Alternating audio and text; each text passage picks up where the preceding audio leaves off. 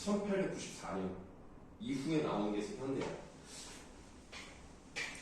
다보기의 위구로 봐요. 그때부터 이제 서양식의 새로운 그 체제, 시스템 그런 것들이 이제 적용되는 시기였기 때문에 한글 소설은 다 그거 아니에요? 한글 소설이라고 다 현대 소설은 아니죠. 그냥 홍길동전은 한글 소설이었지만 고전이니까. 자, 그럼 모란이 피기까지는 1번부터 7번까지 일단 불러드리도록 하겠습니다. 1번에 3번. 네, 3번이요. 자, 이게 무슨 말이냐면 유미적이라는 것은 아름다움만 오로지 추구하는. 그럼 여기서 모란이라는 것으로 상징되는 어떤 대상의 그런 여기서 뭐 이제 아름다움이라고 하는 것이 이 모란이 예쁘다 뭐 이런 느낌이라기보다는 내가 인생에서 가장 중요하게 생각하는 것이 무엇인가 이런 거 하나만 있으면 되는 거거든요. 유미적이다라는 말을 쓰는 겁니다. 하나만 추구하는 뭐 그런 느낌이라고 보시면 되겠고요. 낭만적이라는 것이 이게 뭐 예쁘다 뭐 이런 느낌보다는 예를 들면 이제 그 뭐 있을 테오라든가 잠길 테오라든가 우옥내다 이런 식으로 좀 아기자기한 느낌을 주기 위해서 노력을 했구나. 그리고 이 사람의 감정을 주로 나타내는 데 힘을 썼구나. 그런 느낌에서 낭만적이다 라고 표현을 하는 겁니다. 이게 가장 가깝습니다. 이건 그냥 외워두세요. 그러니까 낭만적은 그렇게 중요하지 않은데요. 유미적이란 말은 좀 알아두시면 좋습니다. 네, 2번의 답은 이게 좀 애매하죠. 네. 외제문적 반영문적 관점으로 보면 3번이 맞는 건데. 근데 진짜 화나가 추구하는 거니까. 이게 좀 애매합니다. 이게 문제가 조금 좋지가 않지만 그래도 제일 가까운 것은 3번이라고 보시면 되겠는데요. 좋지가 않습니다. 네, 이런 문제는 나오지 않을 거라고 생각을 하고요. 자, 그 다음에 기억은 모란이죠. 그럼 만약에 이런 것들이 좀 그러니까 모란이라는 것은 구체적인 거죠. 그러니까 이게 상징한다고 하면 어떤 추상적인 대상을 구체적인 것으로 나타냈을까를 찾아쓰라고 했어요. 아이고 안녕하세요. 찾아쓰라고 했기 때문에 여기서의 답은 보람이 되겠습니다. 보람입니다. 모란. 우리 문제는 풀었니? 풀긴 풀었어. 풀긴 풀었다. 그러면은 요거를 내가 얼른 복사를 해서 갖고 오면 되는 거죠? 네. 없는 거 맞죠? 네. 이건 또 보니까? 좀 나가고 그래. 나눠왔으니 뭘 보여드리려고 안 보여드리려고 아무래도 중요한 거는 쌤이 판단하지. 문제가 읽었습니다.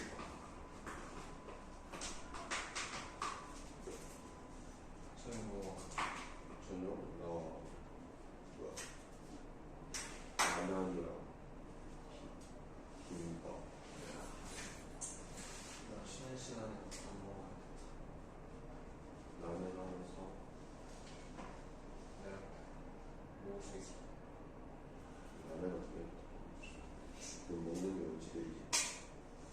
중학과를 렌즈하기 전에 뭐 먹었어? 치즈볶이. 또 먹겠지. 치즈볶이. 맛있어. 배고프겠다. 신선해 나가면서 그냥 가서 그 옆에 토마토 가서 중학과 하나 먹어. 화학? 생각. 생명? 아 맞다. 황희쌤이라고 했지. 오늘 황희쌤 아세요? 그러니까 동아리 쌤이랑 우리 아세 동아리라는 사이트에서 나왔어. 그러니까 쌤 수업은 진짜 수업은 네, 이 맞으면 내가 내용이 그러니까 뜨끈뜨끈하다. 걔네들은 자기 상을 되게 잘 적는데 아세는 자기 상이 아니고. 자, 그 다음에 4번 문제는요. 문제가 좀 잘못된 게 뭐냐면 니은과 발상과 표현이 가장 유사한 건데 지금 위에 니은이 없지만 기억이 모란이었고 저 밑에 있는 찬란한 슬픔의 봄이 니은에 해당이 되겠습니다. 네, 그렇게 보면 답은 간단하죠? 답은 1번입니다. 역설 다음 5번에 바르지 못한 것은 3번이 3번입니다. 상실의 순간에 네. 이거 네, 자, 그 다음 6번에 안 했어. 6번을 이제 한번 설명을 좀 드려보면 이 이육사의 광야라는 시는요 굉장히 저항적인 시입니다. 그래서 일제강점기를 이겨내고 내가 그 민족의 독립의 초석을 놓겠다 이런 내용이 나와 있습니다. 그래서 이제 거기에서 두 번째 줄을 보시면 내 여기 가난한 우리의 씨를 뿌려라 바로 이 부분이 지금은 굉장히 약한 힘이지만 미래를 예비하기 위해서 씨를 뿌리겠다라는 내용이 나와 있는 거예요. 그러면 그 다음 연에 백마타오로 초이는 위대한 민족적 지도자 정도로 보거든요. 그 사람이 내가 뿌려놓은 노래의 씨를 그 씨가 자라고 노래가 나오면 그 노래를 목놓아 부르게 하는 그 역할, 밑밥을 다지는 역할을 내가 하겠다 이 얘기입니다. 그래서 이 광야는 상당히 저항적이고 현실에 깊이 관여하는 시라고 생각하시면 되겠어요. 근데 일반적으로 모란이피기까지는 현실을 좀 외면한 그런 느낌이 있거든요. 왜냐하면 자기의 아름다움과 자기의 순수한 세계에 빠져들어가기 때문에 그런 점이 비판적으로 볼 수 있습니다. 그래서 개인 내면에만 치우쳐져 있다는 거죠. 실천적이지 않아요. 좋습니다. 예. 그래서 개인 내면 세계에만 치우쳐서 민족적 현실을 외면했다, 뭐 실천적이지 못했다, 뭐 이런 내용이 들어가면 맞겠습니다. 현실을 외면. 네. 자, 그럼 이제 7번으로 갈게요. 7번에 적절하지 않은 건데요. 뭐 답은 3번입니다. 요 수직 수평 요거는 어떤 시? 아 근데 이거 이거 그러니까 이것도 육사시 아니에요? 이거 네, 그 그 절정. 네, 절정에 해당하는 설명일 수 있겠죠. 8번으로 가시겠습니다. 8번에 1번, 초조합. 네, 9번에 4번, 10번에 1번, 11번에 3번. 3번이야. 네, 자, 옳지 않은 건데요. 반영론적 관점에서 보면 암담한, 그러니까 이 3번의 문제는 사실은 좀 오해 소지가 좀 있는 그런 보기라고 생각하시면 되겠습니다. 일단은 승범이 몇 번 골랐니? 4번 골랐어. 이거 모람이 이 기다리는 게 이게 기다리는 것도 보람인가? 설명을 드릴게요. 3번은 이 반영론적 관점에서 보면 이 암담한 식민지 현실에서 광고에 대한 절박한 현실적 요구를 노래한 것으로 볼 수 있다라고 하는데 사실은 요 말이 맞습니다. 맞는데 아마 그런 생각을 했던 것 같아요. 이게 이제 그 순수시로 본다면 요게 맞지 않다 뭐 이렇게 본 것 같은데 사실 3번은 맞고요. 4번이 제일 거리가 멀다라고 생각하시면 되겠습니다. 모란이 피는 날은 보람 있는 시간이고요. 360날은 눈물을 흘리는 시간이기 때문에 4번이 더 적절하게, 그러니까 옳지 않은 것으로 더 맞겠다라고 보시면 되겠습니다. 11번에다 4번으로 보시고요.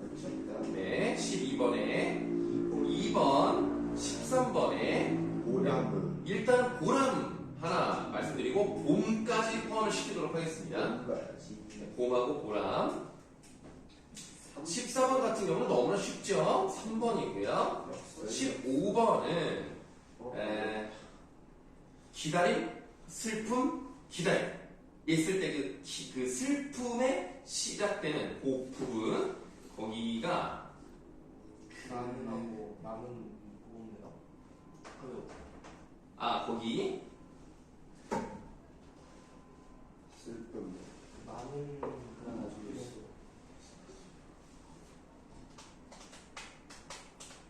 근데 어차피 서술은 안 나와. 예, 물론 그렇긴 한데요. 거기 보시면은 그 슬픔에 해당하는 그 마지막 부분이 모음내다. 예, 섭섭해 우옴내다 여기까지가 이제 슬픔이고요. 예, 그 다음부터 다시 기다림 이렇게 시작을 한다. 그 정도만 알고 넘어가도록 하겠습니다. 근데 네, 겨울은 강철로 된 무지개인가 보다가 있어. 네 역설입니다. 왜냐면 강철 무지개가 강철로 됐다고 했었습니다. 일단은 무지개가 강철을 될 수가 없고요. 그리고 겨울이라는 것을 무지개로 봤기 때문에 겨울이라는 것부터가 일단은 부정적 의미를 갖거든요. 그러니까 현실적으로 일제 강점기에 해당하는 게 겨울이라면 거기서 희망을 발견하는 거니까 절망에서 희망, 그러니까 절망은 곧 희망이다라고 본다면 그런 의미에서도 역설이 가능합니다. 이 문제는 이제 이 모란 P까지는 좀 좋은 문제는 아니었어요. 다음 산수유나무의 농사를 한번 가도록 하겠습니다. 저번에 말씀드렸습니다만 산수유나무의 농사는 문제를 찾기 좀 어렵습니다. 그래서 일단은 좋은 문제를 먼저 드렸고요. 다음부터 찾아오는 문제는 좋지 않을 수가 있다는 거 이해를 좀 해주시기 바랄게요. 자, 6번까지 일단 쭉 불러드립니다. 1번에 3, 2번에 4, 3번에 5, 4번에 2, 5번에 1. 1. 네, 일단 1이고요. 네, 그 다음 6번에 4가 되겠습니다. 자, 그럼 이제 5번을 좀 설명 드려볼게요. 이 글은요, 그러니까 이 문제를 낸 사람의 의도는 뭐냐면, 꽃에 대해서, 꽃은 중심 소재가 아니라는 거예요. 중심 소재는 그늘이라는 얘기입니다. 그래서 꽃에 대해 묘사한 시라고 보기에는 아우를 수가 없다는 점에서 1번이 좀 잘못되었다고 말하는 거죠. 그러니까 노란 꽃이란 말이 나왔기 때문에 완전히 없다고 말할 수는 없습니다만 사실은 그늘에 대한 이야기가 2행, 3행, 4행, 5행, 6행, 7행 계속 나와요. 그래서 꽃에 대해 묘사한 시다라고 보는 것은 중심 소재를 제대로 찾지 못한 것이기 때문에 1번이 답이다. 이렇게 말씀드릴 수 있겠습니다. 그렇구만. 이거 네. 4번에 네. 섬세한 면으로 네. 산수유 나무에 담긴 서정성을 발견했다. 네. 이거 어디서 찾을 수 있어요? 아, 요거는 어떤 느낌으로 보시면 되겠냐면 일단 산수유 나무에 대해서 얘기를 하고 있는 거죠. 자, 서정성이라고 하는 것은 정서를 풀어낸다는 뜻이기 때문에 이 산수유 나무를 보고 이 사람이 거기서 이 산수유 나무를 의인화도 하고 그래서 얘가 이제 어떤 모습을 보이고 있는지 그리고 어떤 정서인지를 나타내고 있다. 그렇게 알아내기 위해서는 이 사람이 어떻게 바라봤어야 되느냐? 섬세한 눈으로 바라봤어야 되는 것이다. 정도의 느낌으로 보시면 되겠는데요. 뭐 우직하고 섬세한 눈 이런 표현은 내가 볼 때는 나올 것 같지는 않습니다. 다만 이 4번이 이제 산수유 나무를 통해서 어떤 감정을 느꼈다. 이 정도 느낌으로 보시면 될 것 같아요. 그렇구만. 이거 19번이 5번이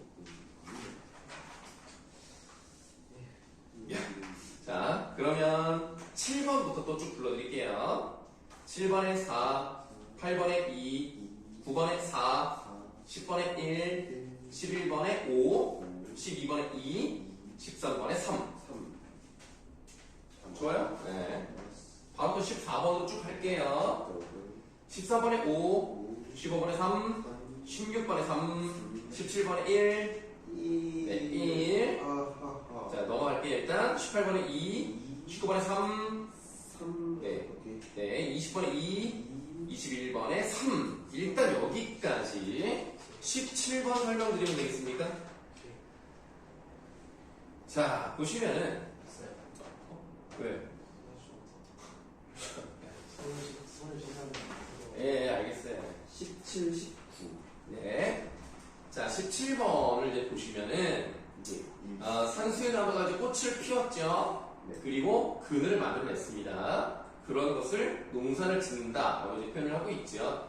그러면 꽃을 피우는 것과 농사를 짓는 것 이 둘 다 우리가 그냥 일상생활에서 평범하게 느낄 수 있는 그런 단어들을 이용했다는 겁니다. 그래서 이게 1번이다 라고 이제 보는 건데요. 다른 게 좀 적절하지 않는 것이, 그러니까 다른 것들이 좀 적절하지 않습니다. 혹시 2번 골랐어요? 아니요, 4번. 4번 관조한다는 얘기는 약간 멀찍이 떨어져서 자신의 감정을 넣지 않고 그냥 있는 그대로 보는 것을 보통 관조적이다라고 표현을 합니다. 근데 여기는 그렇다고 하기에는 예찬적인 태도가 나와 있단 말이에요. 이 마지막을 보시면은 뭐 농부처럼 농사를 지고 있다든가 벌써 노란 좁쌀 5대 무게의 그늘이다. 얘가 그렇게 열심히 남을 위해서 배려하고 남을 위한 그런 남을 포용하는 그런 배려의 자세를 가지고 있다. 그렇게 보기 때문에 관조한다고 하면 안 돼요. 관념적 존재로 파악하고 있다. 네, 그리고 관념적 존재라는 것도 우리가 그 추상적인 그런 대상으로서 나타나야 되는데 얘는 우리의 삶에 깊숙이 들어올 수 있는 그런 존재로 그려냈기 때문에 일상생활 속에서 우리와 함께하는 그런 현실적인 그런 존재라고 봐야 되겠습니다. 그래서 4번은 잘못되었다 이렇게 보시는데 17번 1번도 그냥 그런가 보다 하고 넘어가시면 될 것 같고요. 이런 것도 보기로 나올 가능성이 높진 않다고 생각합니다. 네. 일부러 좀 틀려봐라라고 낸 문제라고 생각을 해요. 네. 네, 19번은 아까 이제 5번은 뭐 답이 아니다 이렇게 말씀을 이제 드린 셈이고요. 네, 아까도 말씀드린 것처럼 오타가 나네요. 관념적인 대상이라는 말이 잘못됐습니다. 그래서 여기 나와 있는 자연은요, 예를 들면 조선시대를 보시면 오가 같은 거를 보면은 거기서 유교적 가치관을 막 찾아낸단 말이에요. 그러니까 그런 것들이 관념적인 자연이에요. 우리가 머릿속으로 생각하는 뭐 이상적인 형상 아니면 뭐 우리에게 교훈이나 깨달음이나 가르침을 주는 그런 대상 이런 것들로 보는 게 관념적인 거고요. 여기서는 우리가 실제로 곁에서 경험할 수 있는 그런 모습이 나타나 있기 때문에 의인화를 했잖아요. 그러니까 인간화돼 있고 그리고 우리의 삶에 실제로 그들을 들이우는 모습이 나타날 수 있기 때문에 구체화됐다고 표현하는 게 맞습니다. 그러니까 절대로 관념적이지 않습니다. 객관화 함 이것도 이건 아니에요. 오케이. 넘어가실까요? 네, 그럼 22번으로 가시면 되겠죠. 22번에 4, 4, 그 다음 3, 3, 4, 4, 예, 24번에 4였고요. 25번에 3, 3, 26번에 3. 3. 이거 경어치가 아니고요. 경어체라는 것은 존댓말을 쓰는 겁니다. 근데 존댓말이 없죠. 예천적 태도구나. 그냥. 예, 그렇죠. 맞네. 그래서 경어체가 사용되지 않았습니다. 그러면 이해가 됩니다. 네, 4번이랑 4번이 답이죠. 고민은 네, 농구처럼이란 말이 있으니까 지휘법이 사용이 됐고요. 그리고 뭐 의인화도 사용이 된 거죠. 존댓말. 정석으로 갈까요? 여기가 어렵더라고요. 그렇습니까? 중성과가 어려워요. 어려워. 중성과가 진짜 어려워요. 이게 좀 다른 거라 좀 어려울 수 있어요. 고전은 좀 어려울 수 있습니다. 마이크를 좀 쓰겠습니다. 확실히 어렵다. 오늘 이렇게 3명이 끝이에요. 진짜 어렵다. 예, 고초선은 이제 7시부터 시작이니까 다만 오늘은 오지 않을 거예요. 한 명은 아프고 한 명은 원래 수학 학원을 다른 데를 다니는데 그 학원에서 또 다른 데를 또 옮길 건가 봐. 시험 대비 기간을 이렇게 중간에 옮기기도 하나? 그래가지고 테스트를 보러 갔네. 그래서 오늘 못 온대. 그러면은 오늘은 문제를 못 들어요. 그렇긴 한데 영상을 저쪽 학생들 영상을 찍어야 돼. 이제 부를 수가 없어가지고 아무도 없는데 영상을 찍어야 돼 내가. 그래서 머리 자르시네요. 네? 그냥 혼자 막 해야 돼요. 저쪽 강의실에서. 굉장히 불편해요. 둘 중에 한 명이라도 와야 좀 뭐라 좀 하는데 지금 불편해. 제가 가서 들어드릴까요? 아니 그럴 필요까지는 없습니다. 자 그러면 정석가 그리고 걔는 중간고사를 안 봐요 국어를. 그냥 안 본다고. 그래가지고 머리 말이요. 그럼 기말 한 번은 퉁칩니다. 그러니까 독서는 한 번밖에 시험을 안 봐. 그러니까 이번 중간고사가 지금 별로 이렇게 절박하지 않은 거야. 그러니까 좀 맞아요. 자, 정석가 가도록 하겠습니다. 1번에 5. 우와. 그 다음 2번에 운율 형성 요소 첫 번째 3은 뭐죠? 그 다음에 같은 걸 2번씩 반복합니다. 네, 구슬이바위의 대신달을 2번, 지문을 외우는 것인달 2번, 이게 2번씩 반복하고 있는 거. 그리고 그렇게 중요하지 않습니다만, 신이 땅 그칠이 있다처럼 그칠이 있다 같은 부분도 반복되고 있다. 그래서 유사한 문장구조가 반복된다고 하는데 일단 여러분들은 삼음보라는 것 정도만 아시면 될 것 같습니다. 알겠습니다. 자, 그 다음에 3번에 답은 5번. 5번. 오케이. 4번에 이런 건 뭐 어차피 나오진 않죠. 천년을 외로이 또는 홀로 살아간들 믿음이 끊어지겠습니까? 5번에 5번, 5번. 6번에 4번. 이게 제일 어려웠어. 그렇습니까? 이게 제일 어려워요, 이게. 틀렸어요? 반복법이랑 반복법이 아니에요, 이게. 화제의 의도를 드러내는 방식이 가와 유사한 겁니다. 그러면 우리가 말이 되지 않는 불가능한 상황을 설정해서 반어적으로 표현을 하면서 헤어지고 싶지 않습니다. 지금 이거죠. 그러니까 불가능한 상황 설정이 나오는 게 제일 중요한 거예요. 그래서 그렇죠. 뽕나무 뿌리가 산호가 될 때까지 천국의 사랑을 받으시옵소서라는 것은 계속 사랑을 받았으면 좋겠습니다. 당신이 그렇게 대단한 사람이니까요. 그래서 6번에 4번이 가장 적절합니다. 그래서 화제 의도를 드러내는 방식은 불가능한 상황 설정. 이게 되게 중요한 거예요. 요 6번 같은 문제는 정석과랑 관련해서 나올 가능성이 높다고 생각하시면 됩니다. 뽕나무 뿌리가 사모가 되도록 천국의 사랑을 받으라는 거는 사랑을 받지 말라는 거 아니에요? 아니야, 여기서 받으라는 얘기야. 그러니까 설마 현대시인데 저주를 내리는 시가 설마 이렇게 보기로 되겠습니까? 뽕나무 뿌리는 사모가 될 수 없잖아. 될 수가 없죠. 될 때까지 될 때까지 정도로 해석을 하는 거예요. 까지 받으라는 거니까 계속 받으라는 안 되니까요. 네, 안 되니까 그 될 때까지 계속 받아라. 그럼 영원히 받겠죠. 네, 그런 느낌으로 보셔야죠. 우리가 이렇게 교과서라던가 교재라던가 이런 자료에 나오는 현대시에서 상대방을 욕하고 저주하는 내용 나오지 않습니다. 그러니까 이거는 좋은 내용이겠죠. 문학소년이 아니고 말이지. 6번 문제는 되게 좋은 문제니까 이걸 나올 가능성이 굉장히 높다고 생각하시면 돼요. 7번의 답은 1번. 1편 단신가야지. 네, 8번의 답은 끈. 그리고 원관형은 신. 두 가지 쓰셔야 됩니다. 신? 네, 끈. 그러니까 믿음 할 때 신. 신이야? 네. 자, 이제 9번으로 넘어갈게요. 이것도 쉽지 않던데. 9번에 5번. 5번이 적절하지 않은 건데요. 요거는 일단 시험 범위가 아닌 것들이 나와 있기 때문에 뭐 너무 신경 쓰실 필요는 없습니다. 이게 지금 5번이 답인 이유는요. 자연물의 속성을 통해 상대방에 대한 마음을 표현하고 있다고 되어 있는데요. 일단 나를 볼게요. 이화에 월백하고 배나무 꽃에 흰 달이 비치고 은하는 은하수를 말합니다. 은하수는 삼경인재, 삼경은 밤 11시에서 새벽 1시 정도까지의 시간입니다. 한마디로 깊은 밤이에요. 일지춘식을 한 나뭇가지 하나에 어려있는 봄의 마음을 자규, 그 접동세입니다. 접동세가 알겠느냐마는 다정, 정이 많은 것도 병인냐하여 잠 못 들어 하노라. 정이 많다는 얘기는 생각할 게 많다 정도로 해석하시면 더 좋습니다. 내가 여러 가지 감정을 느끼는 거예요. 그게 너무나 센치해져가지고 잠을 못 들고 있다는 얘기입니다. 그럼 이것은 상대방에 대한 마음을 표현하는 것이 아니라 이 봄 밤에 느끼는 화자의 정서를 나타내고 있다는 점에서 일단 나만 보시더라도 5번이 답이라는 것을 알 수가 있겠습니다. 그리고 지금 정석가에서도요, 자연물이 나오긴 나와요. 뭐 구운 밤, 뭐 밤 같은 게 나오고, 그리고 소가 나오기도 하고 그렇죠? 근데 이런 것들을 통해서 상대방에 대한 마음을 표현한다라는 것이 아주 틀린 건 아니에요. 일단 연결은 되긴 되죠.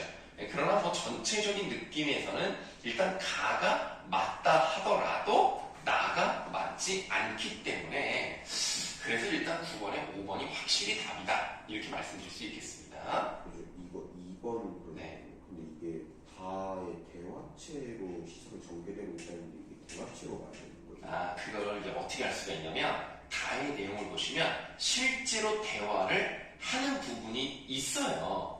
어떻게 되냐면 일단 간단하게 보겠습니다. 그 다문단에서 밑에서 네 번째 줄 주기열 제 올제 님의 소식을 들어 내 손에 붙여 들려 전하여 주렴이라고 되어 있는데 쉽게 말하면 내 마음을 그 님에게 좀 전달해 줬으면 좋겠다라고 기러기한테 말을 해요. 그랬더니 기러기가 마지막에 대답을 합니다. 야, 우리도 임 보러 가서 바삐 가는 길이기 때문에 전할 수 있을지 못할지 모르겠어. 여기 기러기가 기러기가 말하는 부분이 맨 마지막 총장에 나와 있는 겁니다. 네, 그렇기 때문에 이거는 대화가 실제로 이루어져 있고요. 그래서 대화체라고 보는 건데요. 우리가 여기서 좀 조심하셔야 되는 부분은 대화체라고 하는 것은 실제 대화가 이루어지면 100% 대화체라고 볼 수가 있고요. 대화가 이루어지지 않아도 어떤 시적 청자를 설정했다? 그것만으로도 대화체라고는 볼 수 있다는 거죠. 플라토너스 그런 것도 대화체라고 보는 거예요. 네. 그래서 9번에 5번이 답이었습니다. 자, 10번. 아까 말씀드린 거예요. 불가능한 상황을 제시했다는 점. 아까 문제랑 똑같죠? 열심히 그 다음에 11번에 한번 더. 이것도 뭐 아까 똑같은 거예요. 실제로는 불가능한 상황이 벌어질 때 그런 우려하는 일이 벌어질 거라고 생각한다. 그런 일이 일어나지 않기를 바란다. 그래서 이 보기도 괜찮아요. 이 보기도 나온다라고 말하기 어려워도 나올 가능성은 그래도 있다. 지금 보시면은 어떤 뜻이에요? 이 닭을 나무로 조각을 해가지고 벽걸이에 올려 앉힌 다음에 그 닭이 울면 늙으세요라는 거거든요. 그러니까 안 늙었으면 좋겠습니다. 라는 것이기 때문에 불가능한 상황 설정했다는 점에서는 공통점을 가지고 있다라고 생각하시면 되겠습니다. 좋은데. 네, 12번으로 가시겠습니다. 12번에 1번, 13번에 5번, 다음 14번에 5번, 15번에 1번, 16번에 3번, 17번에 5번, 18번에 역설, 19번에 2, 영춘이, 네, 영춘이, 20번에 5, 21번에 2, 22번에 3음보고요. 분연체입니다. 영구도 되고 이게 근데 영구가 없지 않습니까? 영구가 없더라고요. 있긴 있군요. 여기 그 2연에 있긴 있네요. 2연하고 4연에. 그럼 뭐 인정하겠습니다. 성축의 내용도 돼요. 성축의 내용은 고려가의 만의 특징은 아니기 때문에 그걸 넣으면 안 돼요. 그러면은 삼부 네, 3음보고, 그 다음에 영구가 들어가 있다는 점과 분연체라는 것이 고려가의 일반적 특징입니다. 뭐라고? 후렴. 후렴구 좋습니다. 네. 나이스. 그 다음에 23번에 2, 24번에 5번입니다. 5번 나이스. 굿. 자, 정석까지 답을 맞춰봤어요. 잠깐만 기다리세요. 영상 찍어가시고. 가지고 가시고. 나나.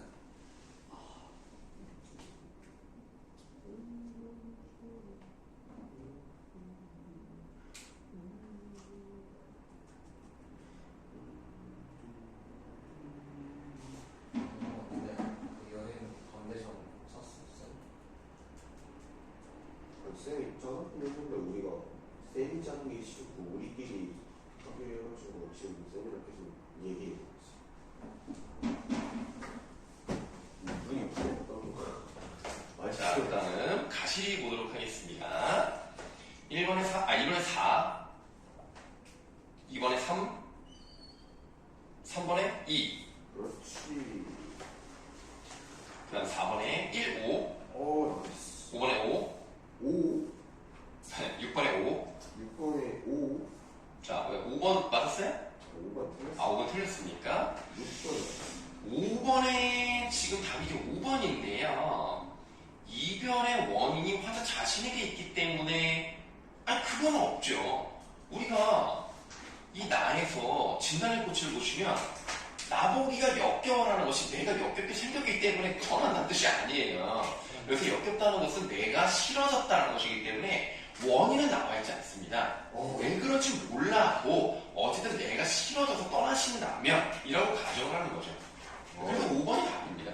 이게 그 이별의 이유를 자신한테 이게 자책하는 게 아니에요. 자책의 느낌은 없습니다. 진단의 꽃은. 몇 번 했는데? 3번 보기도 말이 안 되겠네. 말이 돼. 그러니까 이거는 저번에 말씀드렸듯이 그 즐겨발보에 나오는 거거든요. 힘 주어 받고 가면서 그럼에도 불구하고 왜 이게 어떤 뜻일 수 있다고 말씀을 드렸냐면 결국 진달래 꽃의 그 꽃은요 화자의 사랑과 정성이 가득 들어가 있는 겁니다. 그러니까 저것은 마치 나와 같은 거예요. 그러니까 나를 밟고 가세요. 편안하게 가시라고요. 이런 느낌이기 때문에 좀 내가 얼마나 아픈지를 알았으면 좋겠다는 의미로 봐도 괜찮아요. 그게 지금 보기 박스에도 나와 있습니다. 그 밑에서 5번째에 나와 있죠. 당신이 치료받고 간다면 사랑이 짓밟히는 것과 동시에 상처받게 되는 것이 나에게는 큰 고통이며 상처라는 걸 당신이 알 수 있기를 바라기 때문이라는 말이 나와 있죠. 그렇기 때문에 5번에 3번은 맞아요. 눈물 나는 거.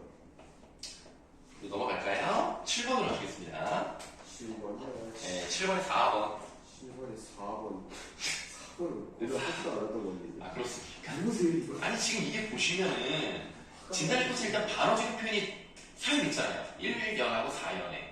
그쵸. 그쵸? 그러니까 자신의 생각과 반대되는 표현을 썼다는 게 맞습니다. 근데 나가 어디 있는 거야? 나는 뭐냐면요. 거기 첫 번째 연에 내 그대를 생각하면 항상 그대가 앉아있는 배경에서 해가 지고 바람이 부는 일처럼 사소한 일일 것이야. 여기가 반어적인 표현입니다. 이게 왜 바로 저기 거야? 왜냐하면 내가 그 사람을 생각하는 게 굉장히 크죠. 너무너무 사랑하는 거야. 근데 매일매일 사랑을 하다 보니까 매일매일 그리워하고 매일매일 생각하다 보니까 언제나 일어나는 일상적인 일처럼 표현하고 있는 것 뿐이에요. 그러니까 우리가 해가 뜨는 거 되게 대단한 일 아닙니까? 해가 없으면 죽어요. 근데 해 뜨는 거 솔직히 누가 신경 안 쓰잖아. 그럼 어떻게 보면 사소한 일이라고 표현하는 거지. 그러니까 내 마음은 이만큼 큰데 그게 매일매일 일어나는 일상적인 일이기 때문에 해가 뜨고 바람이 부는 것처럼 사소한 일이다 라고 표현했다는 것은 내 큰 마음을 작은 것처럼 표현했기 때문에 반어적이다 라고 보는 겁니다. 이거 참 어렵네. 예, 요런 것들은 연습을 하시면 돼요. 좀 맞추고. 그래서 우리가 문학작품을 많이 알아야 되는 게 좋습니다. 예, 그러면 나중에 진짜 이것저것 다 잘 맞춰볼 수 있는 거예요. 몇 번 하면 돼요? 8번. 아, 8번. 자, 8번에 5번, 5번. 9번에 3번. 9번. 3번이라고? 다 틀리는구나. 50? 아, 요 9번 같은 것은 뭐 사실은 몰라도 되는 것 같습니다. 이게. 예, 몰라도 되는 뭐 그런 거라고 생각을 하는데요. 이게 지금 이상의 붙여쓰기와 백석의 배타적 방언 숭상을 변주했다라고 되어 있는데요. 일단은 여기 즐거운 편지는 붙여쓰기가 없어요. 띄어쓰기 잘 돼 있죠. 그 다음에 방언을 사용하지도 않았습니다. 그러니까 이것을 사용한 것은 이라고 말하는 것부터가 잘못된 거라고 보시면 돼요. 이게 저 밑에 걸 다 보고 1번을 올라가는 게 맨 처음에 보기에 서슴없이 산문 쓰듯이 써내려갔다가 그럼 산문이 아닌 식으로 평가하겠고 이거로 가면 적절한 게 아닌지 산문시인데 산문시가 아니라고 평가를 했으니까 이제 틀린 거 같아요. 그래서 그냥 밑에 거 다 보고 뭐야 1번 바로 올라갔어요. 이게 지금 보기 박스를 참고해야 되기 때문에 그 보기 박스를 보시면 이런 말이 나와 있죠. 서슴없이 산문적이다. 산문 쓰지 더 내려갔다. 혹은 산문 쓰듯 써 내려갔다는 착각을 안겨준다. 화장들의 사랑을 자연현상의 변화가 되게 표현하고 일단 나왔죠. 그리고 이미지를 활용하여 추상적 개념을 붙이하는 소재 처리에서 우리는 이 글을 산문이 아니라 시라는 제도 속에 편입시킬 수 있다. 그러니까 자연현상의 변화 과정에 비비에 표현한 부분이 이게 산문이라는 것보다는 시라는 느낌이 있구나 라고 말하고 있기 때문에 산문이 아닌 시라고 평가할 수 있다라고 하면 맞다고 볼 수 있죠. 왜 그래? 자, 10번으로 갈게요. 10번에 1번. 1번? 예. 자, 일단 나는 반어적 표현 사용된 거 맞죠? 네, 그리고 뭐 이거는 뭐 더 이상 설명드릴 게 없어요. 기억은 들어가야 돼요. 그쵸. 예, 그러니까 2번, 3번, 4번은 답이 아니네요. 그쵸. 네. 자, 그 다음, 니은이 맞는지 봅시다. 가는 1연과 2연이 대상의 변화에 따른 대칭 구조라고 되어 있어요. 대상의 변화가 1연, 2연은 없지 않습니까? 떠나는 건 똑같잖아요. 그러니까 변화에 따른 이런 말이 들어가면 안 돼요. 그러니까 일단 니은도 들어가면 안 되겠죠? 그럼 일단 답이 1번이 되는 거예요. 그럼 이제 디귿을 보시면 가는 의문형 어미의 반복이 되죠. 가실이 가실 있고가 계속 나오잖아. 가실이 옵니까? 라는 뜻이니까. 의문형 반복하고 있고요. 나에서는 자연물, 즉 친달의 꽃을 통해서 나의 사랑을 나타내고 있다면 화제의 감정을 드러내고 있다? 맞죠? 1번. 이게 미음이랑 미을 한 번만 설명해 주시면 리을. 네. 가는 3번은 7호조가 아니죠, 일단. 7글자, 5글자가 반복돼야 돼요. 근데 가는 아닙니다. 3음보 3, 3, 2조라고 표현을 하죠. 3번 3, 3 네. 나는 사문보가 맞고 7호조도 맞고. 그러니까 지금 리을 부분은 가가 7호조가 아니기 때문에 리을은 답이 아니에요. 이유는 리을 보겠습니다. 가는 후렴구 반복하죠. 네. 맞습니다. 나는 수미상관 맞죠? 맞죠. 예. 작품의 주제를 강조하는 것은 나에만 해당돼요. 왜? 후렴구는 아무런 의미가 없기 때문에 주제를 강조하지 않습니다. 이거 조심하셔야 돼요. 자, 후렴구는 운율을 형성하고 전체적으로 통일성을 유지하는 데는 도움이 될 수 있겠습니다만 의미를 강조한다, 주제를 강조한다 이런 내용 나오면 절대로 안 됩니다. 정말 좋은 문제라고 생각을 하시면 되겠어요. 눈물 이건 틀리면 안 돼. 11번 저 다 불러줬냐? 11번에 4번. 너무 많이 틀렸어. 괜찮아. 아직 시험이 남았어. 12번에 1번. 이건 또 왜 1번인지. 아, 이거 서리법이 아니고. 동그라미 가는 서리법이 아니죠. 가가 어디? 그 위에 있잖아. 사뿐히 줄여먹고 맛이 없어서. 문제 바로 위에 있잖아. 이거 위에. 이건 역설이죠. 모르겠어요. 이 사람아. 잘 봐야지. 1번이거든. 1번이 산에서도 오히려 산을 그리워한다. 아니, 산에 있는데 어떻게 산을 그리워해? 말이 안 되잖아. 그렇지만 그만큼 산이 좋다는 얘기죠. 여기. 다음 13번에 2번, 오케이. 14번에 4번. 그 너무 많이 틀리는데, 이거 혹시 학원에서 풀어놓은 거 아니에요? 네. 여기 와서 푼 거 아니야? 아니, 이거 어제 새벽 2시에 풀었으니까. 피곤해서 그런 거 같은데. 조면생, 그러면 일단은 지금 14번 했네? 네. 14번에 4번이라는 거 설명만 드리고 그 뒷부분은 그러면 다시 풀어오는 걸로 할게요. 이게 좀 너무 많이 들으신 것 같아서 혹시 한번 헷갈리는 게 있으면 다시 풀어오시고 그리고 나머지 두 학생도 일단 민준이는 확실히 안 풀었고 동규는 내가 확인할 수가 없으니까 일단은 이 이후부터는 좀 다 풀어오는 걸로 할게요. 근데 이 뒤에는 네. 다 풀어가지고 여기서 푼 거예요, 다. 오늘 풀었어요, 오늘.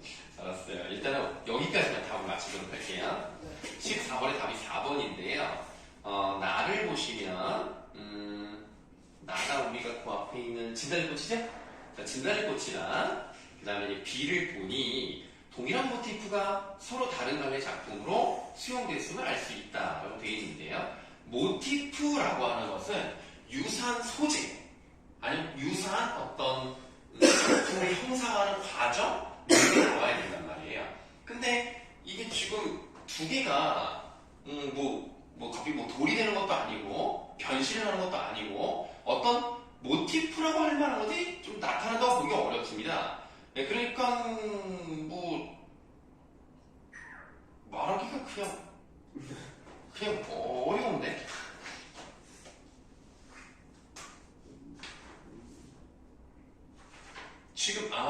저기 지금 나가 석연별곡이구나. 나가 석연별곡이고 B가 정석가인데 유사한 부분이 들어가긴 했지만 모티프가 같다고 말하기가 좀 어렵고요. 심지어는 다른 갈래가 아니에요. 같은 갈래죠. 둘 다 고려가 됩니다. 오케이. 그래서 구슬이 바위에 떨어진다? 요거는 같은 건 맞아요. 맞는데 같은 갈래입니다. 일단 여기까지만 답을 불러드리도록 하겠습니다. 이 뒤에는 그런 거 같아.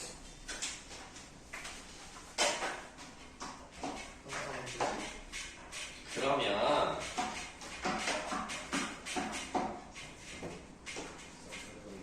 네. 저번에 보셨던 거랑 새로 다른 거랑 같이 있어요. 그렇군. 그럼 이따가 내가 다시 보고 필요한 부분을 복사할게.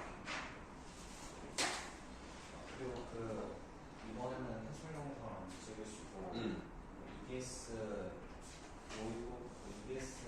모의고사 문화풀이 같은 거 보고 질문하러 가셨어요.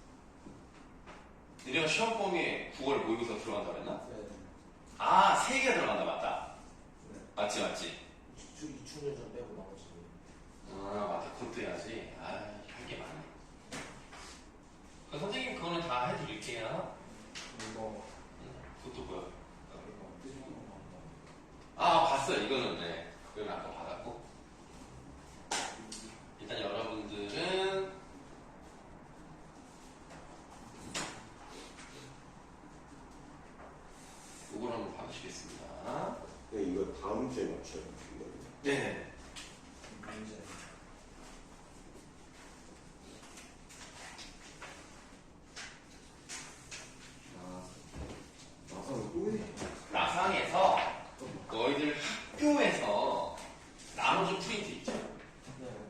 그 부분을 좀 보도록 할 거예요.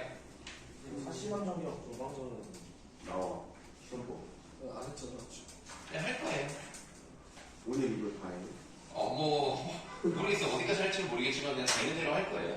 그거 뭐야? 왜 뭐 하기 싫어서 그래? 너무 좋아. 아 그렇죠? 자 우리가 이거 처음을 딱 펴시면 나산이 나와요. 예, 나산이 나오는데 선생님 저번에 말씀드렸습니다만 자료가 참 부족합니다. 나산이. 그래서 어떤 부분은 뭐 딱히 뭐 쓸 건 없고요. 한번 좀 읽어나가면서 필요한 부분에 필기를 좀 하는 방식으로 가도록 할 거예요. 지금 학교 선생님께서 이거를 줄 이유는 교과서에 부족한 내용을 이제 주신 겁니다. 그러니까 나상 자체가 원래 길지가 않아요. 길지가 않은데 그 중에 일부를 또 이제 발췌만 해서 교과서에 실었기 때문에 그렇지 않은 부분을 전체적으로 내용을 알라고 넣으신 것 같습니다. 자, 그럼 우리가 거기 중요한 부분의 줄거리를 넘어가도록 하고요. 본문을 한번 읽어보도록 할게요. 자, 그제 형은 울음을 그쳤다. 형은 참 울음이 많죠. 잠시 기러기 소리에 귀를 기울이는 듯 하더니 동생의 귀에다 입을 가져다 댔다. 벌써 기러기가 지나구나잉. 한데 동생은 대답이 없죠. 잠시 조용했다가 넌 어떡하다 이 꼬락서니가 된? 푸르기가 얼굴이 희죽 한 번 웃었다. 난 잡힌 지 한 보름 됐다. 고향 삼방 얘긴 아예 입 밖에도 내지 마라. 날 형이라 그러지도 말고 계속 자기랑 관련이 없는 사람인 것처럼 행세를 하라고 얘기를 합니다. 한참 후 형은 또 훌쩍훌쩍 울었다. 밤나무 가지 사이로는 별들이 차갑게 깔려 있었다. 이튿날 새하얀 가을날 뼛속을 일행 70여명은 걷고 있었다. 초전 불안의 고비를 넘어서 이미 이 상태에 젖어 익은 가라앉은 표정들이었다. 행렬엔 마개랑 치부랑 살벌함 뿐만 아니라 고요함이 흘렀다. 언뜻 봐선 퍽 평화스럽게 보였다. 형제는 행렬의 중간쯤을 가지런히 서서 걸었다. 이 속에서 형은 주위에 대한 새로운 관심과 놀라움과 솔직성을 여전히 지니고 있었다. 그러니까 형이라는 사람은 조금 나쁘게 말하면 그냥 바보 같은 사람이거든. 그러니까 상황 판단이 잘 안 되고요. 그리고 자기의 호기심 같은 게 있으면 그대로 말하는 사람입니다. 그러니까 뭐 지나가면서 이걸 보고 막 뭐라고 떠들고 저걸 보고 막 물어보고 막 이런단 말이지. 펄럭한 야전 점퍼에 털럭털럭한 군화로에서 그렇지 않아도 허술한 몰골이 더 거슬려 보였다. 야하, 저 밤나무 굉장히 크다. 한 500년은 무겁겠다. 이젠 낯이 꽤 짧아졌구나. 이게 뭔 뜻이야? 짧아졌다. 야, 저 까마귀 떼들 봐라. 지금 대사가 3개가 나와있지만 다 누구의 대사예요? 형의 대사입니다. 자, 이러면 머리를 이리저리 주걱거렸다는 게 고개를 앞뒤로 끄덕거렸다는 거고요. 목소리도 퍽 뚜릿뚜릿했다. 이 뚜릿뚜릿이 뭘까요? 이게 북한 말이에요. 우리말로는 뭘까? 쉽습니다.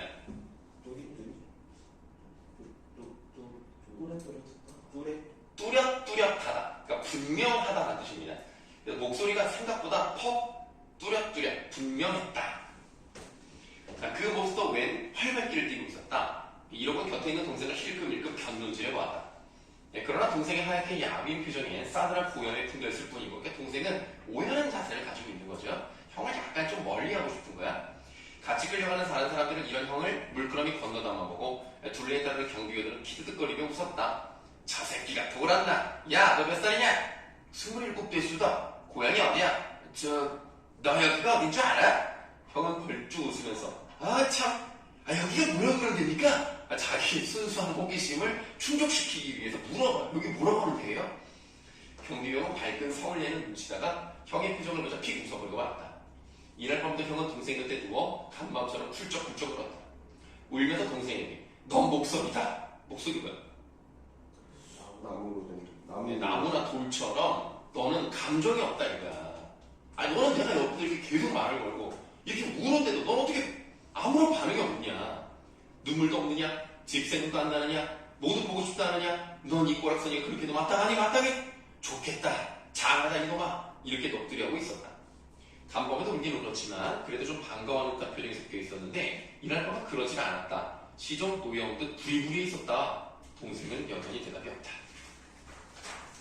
하늘 한가운데로 또 기러기가 울며 지나가고 먼 어느 곳에서 이따금 개 짖는 소리가 들려왔다.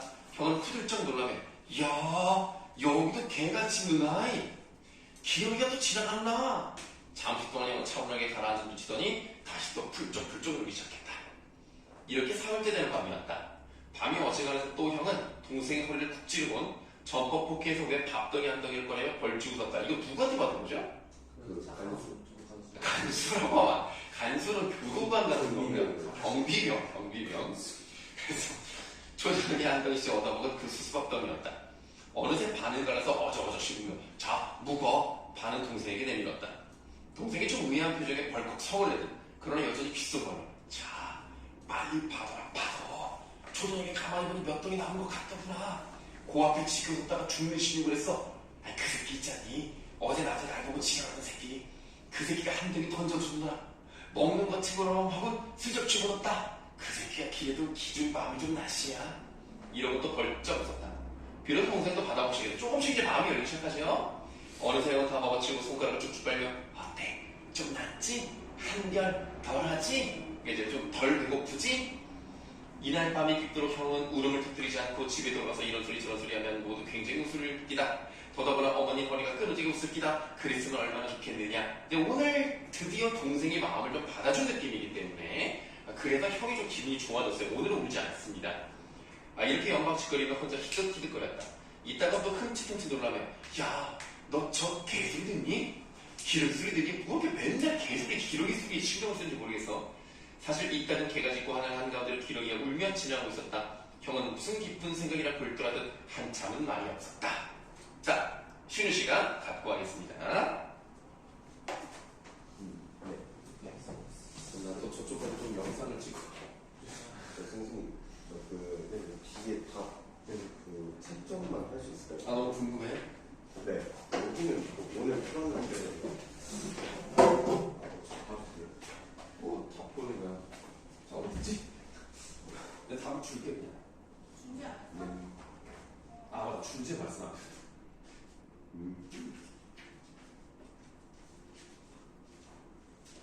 뒤에가 지금 가시리부터 주면 되지. 뒤에 보고 이따가 다시 줘. 이거 가시리 보니까. 준재는 네. 지금 병원 가서. 네. 아무도 올라왔어요? 예.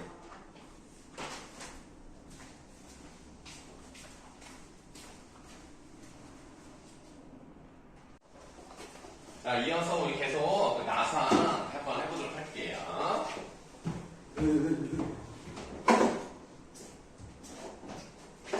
우리가 이튿날 저녁도부터 시작하겠습니다. 이튿날 저녁도 형은 꼭꼭 그 경비병에서 밥 한 덩이를 얻어 넣었습니다. 밥 한 덩이 동그라미 하도록 하겠습니다.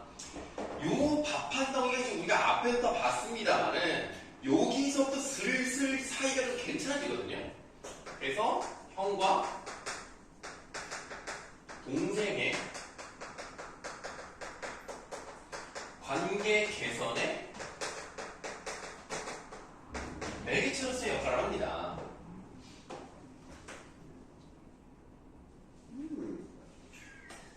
그 경비병이 어떤지가 나오잖아요. 그 사람 앞에 꺽쇠하시고요.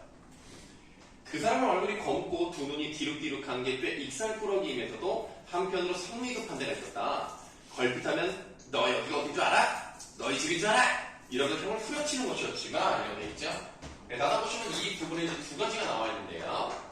일단 경비병이 어떻게 생겼는지가 나와 있어요. 그래서 외양 묘사가 되어 있고요. 그 다음에 성격도 나와 있죠. 약간 좀 급하다. 그리고 뭐 후려치는 것은 성격은 아니지만 어떤 성격인지를 짐작을 해볼 수가 있죠. 좀 성격이 좀 드세. 그러면서도 밥을 챙겨줘. 그냥 침대래죠, 약간. 자, 형이 엉엉 울면 너털너털 웃으면 재미있어요. 내가 볼 때는 약간 좀 뭐라 그러지? 약간 좀 괴롭히는 데서 즐거움을 느끼는 사람이가. 뭐 그런 말은 굳이. 자, 이러다가도 저녁이면 그거세. 낮에 때리니 갑시다. 네 엄마 노릇을 좀 해야겠다. 꼭 밥 한 덩이를 더 얻어주곤 했다. 다 들으면 이상한 성격인 것 같긴 하지만 어쨌든 나름 인정을 베풀 줄 아는 사람이야. 그것이 뭐 진짜 뭐 이 사람이 정도적으로 올바른 건지는 모르겠지만 때리고 우는 걸 보고 또 재밌어 하면서도 밥은 챙겨줘. 형은 그것을 점퍼 포켓에 넣어두었다. 점퍼를 입었다는 얘기는 겨울이라는 얘기예요. 밤이 깊어서 모두 잠들었을 무렵에야 동생과 반씩 갈라먹곤 했다. 거의 매일 밤 이랬다. 차츰 동생도 밤이 어지간하면 형이 얻은 밥덩이를 은근히 기다리게끔 되었다. 이렇게 밥을 못 얻은 저녁에 밑줄 형은 또 흑흑 흐느껴 우는 것이었다. 그 부분에 좀 필기하기 좀 좁죠 자기가. 그래서 선생님은 좀 이렇게 빼서 다른 곳에다 필기를 했었는데 일단 밥이 없으면 어떨 수가 있냐면 동생이 오해할 수 있잖아.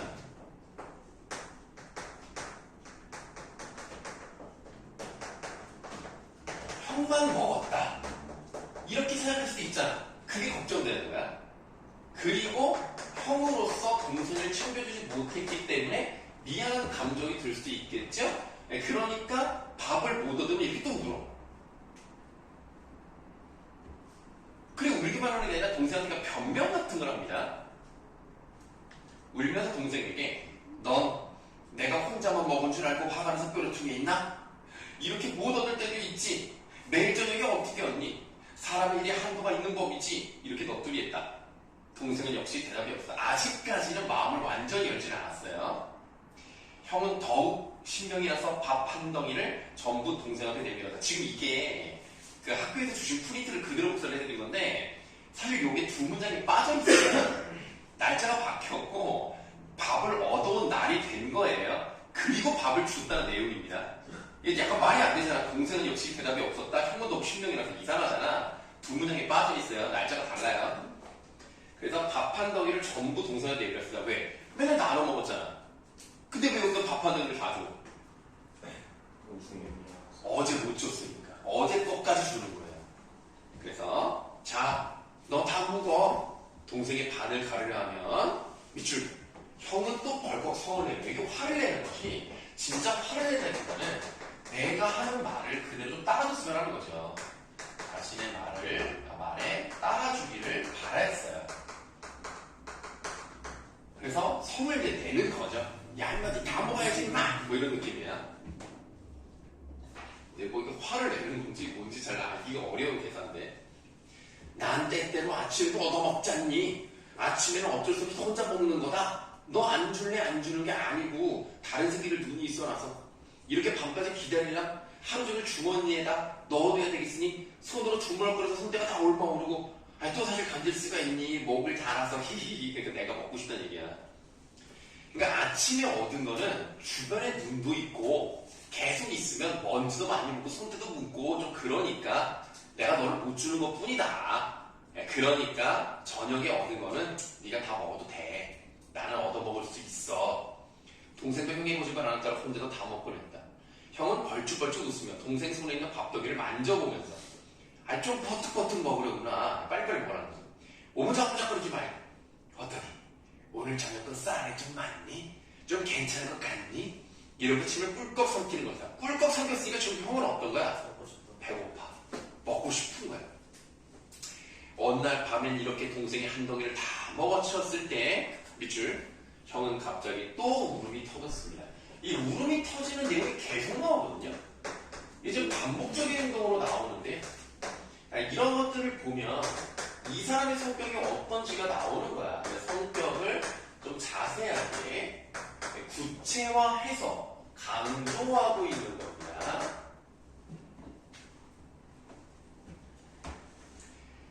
동생은 여전히 아무 말이 없었다. 형은 동생의 허벅다리를 마구 꼬집어 뜯었다. 그러니까 지금 뭐 옆구리를 찌르거나 허벅다리를 찌르거나 이게 꼬집거나 이게 다 의미가 있는 건데요. 여기서 이제 허벅다리를 꼬집는 이유는 형의 마음을 잘 몰라주는 것 같으니까 좀 섭섭한 마음의 표현입니다. 내가 이렇게 다 주면서 이렇게 신경 쓰는 애는 먹기를 먹으면서 말을 안 하네. 그러니까 내 마음을 잘 모르는 것 같잖아. 약간 좀 야속해서 이렇게 고개를 막 꼬집어. 자, 이렇게 며칠이 지나는 사이에 동생은 여기서부터 달라지죠? 동생은 앞에 없애. 자, 동생은 이런 형 앞에 지난날 스스로가 간직하고 있던 오열함을 그대로 유지할 수 없을 뿐만 아니라 형이 남 부끄럽다던가 창피하다던가 그렇지 않은 것은 물론 이제는 부끄럽지가 않아. 남들 앞에서 정말 멍청이 형이 내 앞에 있다니 이게 아니라 그런 형이 없어졌고요. 그것은 물론이고 좀 어처구니 없었으나 이런 형의 까닭으로 도리어 마음이 개운해지는 걸 느꼈습니다. 하나요. 형이라는 사람이 있다는 자체만으로 이제 마음이 편안해지고 있어요. 그래서 이 부분은 이제 동생의 태도가 변화되고 있다는 것을 확인해 볼 수 있습니다.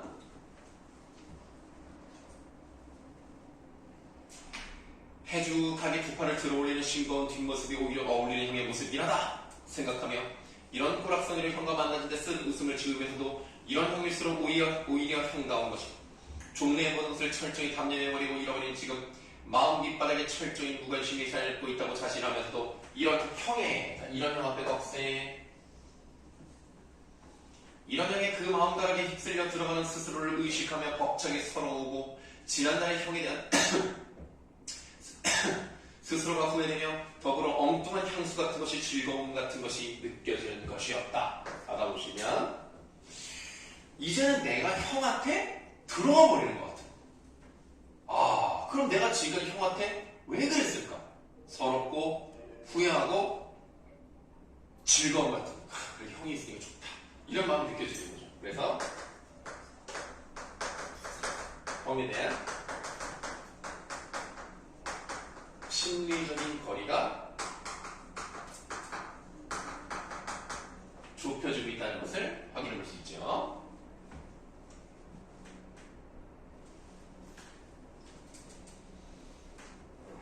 지금 이런 형에게서 의지 논리로 얻어진 신념 같은 것이 멀리 미치지 못한 어떤 위험 같은 것조차 느껴지는 것이었다.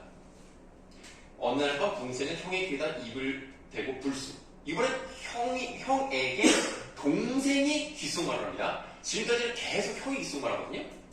내일 세수나 좀 하자 라고 먼저 합니다. 그리고 웃었어요. 도시 처음으로 형에게 한 말이었다.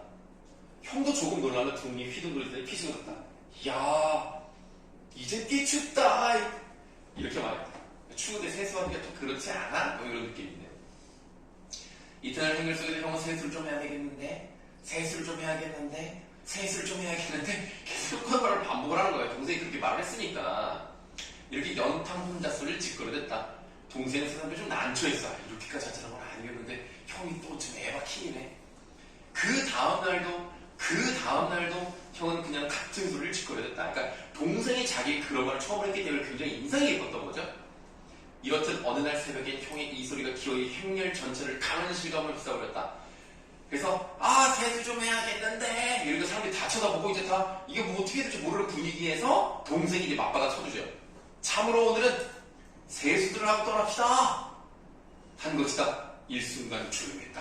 다음 순간 수선스럽게 얼굴을 마주보며 웃었다. 끼드득거리면서 웃었다. 다시 조용했다. 누구의 얼굴을 보나 실로 세수를 좀 해야 할 얼굴들인 것이다. 후다닥 놀라듯이 세수를 하고 떠나자. 오늘은 세수를 하자 하고 이제 다 같이 세수를 하게 되죠. 얘네들 사실은 포로기 때문에 뭐 세수를 뭐 할 필요가 없을 수도 있는데 결국은 이제 분위기가 부어졌어요. 자, 한쪽 구석에서 형은 좀 겸연쩍은 듯이 멀뚱히 동생을 건너다보며 두 손으로 턱을 씩씩 문지르고 있었다. 누구나 집합장소를 나가지 않고 머뭇거렸다. 세수를 하자. 집합이 됐다고 뛰어들어오던 경비원 일행들 이런 분위기를 직각하자 피식피식 웃었다. 이 꼴을 본 일행들은 한꺼번에 웃음이 터졌다. 신들이 나서 세수를 합시다. 오늘은 세수를 합시다. 새하얀 가을 햇살이 온 강산에 내리부을 무렵 일행은 긴 방식이 휘돌아간 강가에 조용히 앉아 왁자지껄하며들 세수를 하고 있었다. 어쨌든 결론적으로는 분위기가 좋아졌다는 거죠. 형의 어떤 좀 이렇게 우스꽝스러울 수 있는 그런 모습이 결국 동생뿐 아니라 전체의 분위기도 좋게 만들어줄 수 있다는 점. 자, 그러나 이날 밤 퍽 즐거워할 줄 알았던 형은 어쨌든지 초저녁부터 흑흑 늦게 울었다. 밤이 깊어서 또 동생의 귀에다 입을 대고 오늘 저녁도 그놈이 없어서 밥등을 못 얻었다. 아마 변소 갔었는가 보더라. 이런 말 한참을 조용하다가 또 그늘게 울었다. 한참 후엔 울음을 그치고 우락부락 성을 내며 야, 너 내일 저녁에 밥 한 공기 혼자 또 다 먹으려 생각하지? 나 이때껏도 저녁 몇 번 굶은지 아니? 나 2번이나 굶었다. 거푸 이틀 저녁 못 먹을 때도 있거든. 내일 저녁에 못 얻으면 난 또 굶으란 말이지. 그렇지? 동생은 어느 쪽에서 그냥 물끄러미 형을 건너다만 보았다. 기어이 눈물이 두 볼을 흘려내렸다. 드디어 처음으로 동생이 울어요. 형이 나를 위해서 이렇게 했었구나. 눈물이 막 흘러. 그러니까 형이 이제 오히려 당황하네. 형은 동생이 우는 것을 처음 보자 두 눈이 휘둥그레져서 당황하며 머뭇거리더니 아 울지 마라. 못하죠? 울지 마라 아니라 울지 마라. 괜찮다. 오늘 셀 수도 있잖니. 하고는 도리어 제프를 더더 흘러끼고 있었다. 원산이 다다라져 경비 형제는 모두 바뀌었다. 이제 형한테 이제 밥을 더 줄 수 있는 사람이 없는 거야. 형에게 늘 밥덩이 하나를 더 얹어주던 그 사람이 형 곁으로 와서 익살을 끼우고 야 섭섭하다. 얘 몸 조심해라. 형은 한쪽 이쁜 모서리를 실룩이며 머리만 한번 끄덕이더니 두 눈에 눈물이 글썽글썽해서 저 성함이 뭐라고 그럽니까? 나? 네 사촌이다. 네 애미도 되고 실제로 그렇다는 게 아니라 그냥 이름을 알려주지 않은 거죠. 하고 녀석은 너털너털 웃으며 어둠 속으로 사라져갔다. 형은 또 울었다. 밤이 깊도록 어머니까지 불러가며 엉엉 소리내어 울었다. 이제 좀 마음을 조금이라도 이제 공유할 수 있는 사람 하나가 없어졌기 때문에 더 슬프게 우는데요. 동생도 형 곁에서 남모르게 소리를 죽여 그렇게 울었다. 그래서 공감하고 있죠? 그저 형의 서른과 울음을 따라올 뿐이었다. 동생도 이렇게 울면서 어쩐지 마음 조금 흐뭇했다. 그래, 이제 내가 형과 같은 마음을 공유하고 있구나. 하고 이제 뒷부분에 줄기에 철이 나오죠. 자, 이게 이제 무슨 구조라고요? 액자식 구조라고요. 지금 우리가 읽었던 부분까지가 내부 이야기였고요. 뒷부분에 줄거리 나오는 것부터 이제 외부 이야기가 시작이 되는 겁니다. 철은 또 담배를 꺼내 붙이면서 말끝을 맺었다. 자, 넌 어떻게 생각하니? 형이라는 사람이 그 모자람이라든가 혹은 둔감이라는 것은 결국 형의 그 둔감이라는 어떤 표준에 의한 의례적인 몸짓이라든가 성향스러움, 소위 상대편의 눈치껏 적응하고 또는 내면하고 할 수 있는 능력의 결핍, 이런 것을 두고 하는 말이 아니겠느냐 말이다. 그러나 동생은 그렇지 않았다. 그 표준에 의거해서 생활을 다뤄나가는 마음의 긴장을 늘 잃지 않고 있었다. 결국 그 일정한 표준의 울타리 속에서 민감하다든가 우아하다든가 교양이 없다든가 앞날이 충망된다든가 이런 소리 들을 수 있었다. 역시 아버지라는 사람도 이런 표준에 의해서 큰아들을 단념했었고 어머니는 큰아들을 불쌍히 여기고 있었던 것이다. 그러니까 일반적인 기준에 따르면 형은 바보 멍청이, 동생은 좀 괜찮은, 앞으로 좀 발전할 수 있는 그런 멋쟁이, 이런 건데, 그러나 해서 그러나 포로로 잡힌 그들의 형제 중에 누가 더 둔감했다고 보겠느냐? 형이냐? 동생이냐? 그 둔감이라는 뜻부터 어떻게 되느냐? 과연 누가 더? 하고 닫으시면 이렇게 혈육을 사랑하는 마음으로 자기를 희생해서 동생을 구한 거 아닙니까? 물론 뭐 다리가 쩔뚝거려가지고 그것 때문에 뭐 동생이 죽을 일은 아니지만 어쨌든 가끔 좀 피해를 주지 않기 위해서 모른 척 해라 이렇게 일하는 거. 밥도 주고 얼마나 좋습니까? 이런 것들을 보면은 일반적인 표준, 그러니까 기준에는 미치지 못하는 사람이지만 진정으로 이 사람이 훌륭한 사람이었다. 그래서 형과 동생을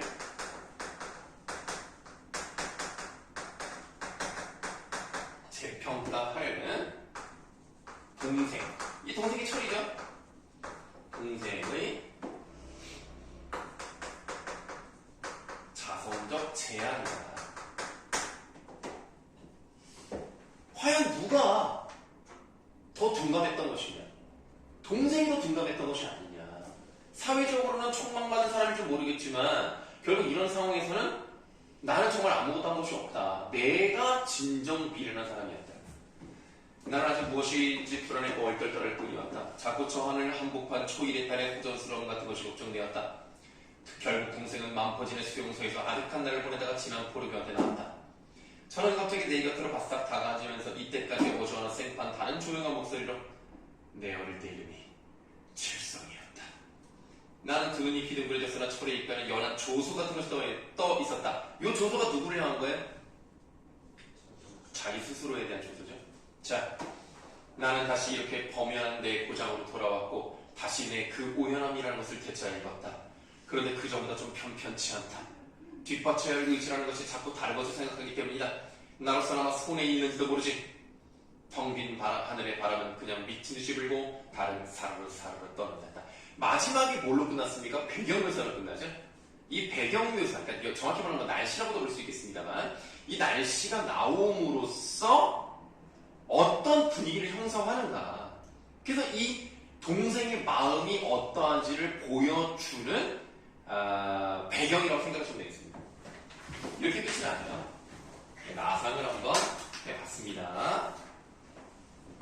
나상은 완전 끝났어 이제. 자, 그 다음에 여러분 남아있는 게 뭐죠? 참기 파란가를 이제 해야 될 때가 됐는데요. 하기 전에 또 해. 상기파란 걸 하기 전에 하기 전에 세수를 좀 하고 아니 어차피 선생님도 잠깐 저쪽도 가서 녹화를 하려고 그랬으니까 그래서 오세요. 지금 가시는 지금 가서 녹화를 좀 하고 오겠습니다. 문제 풀 아니요.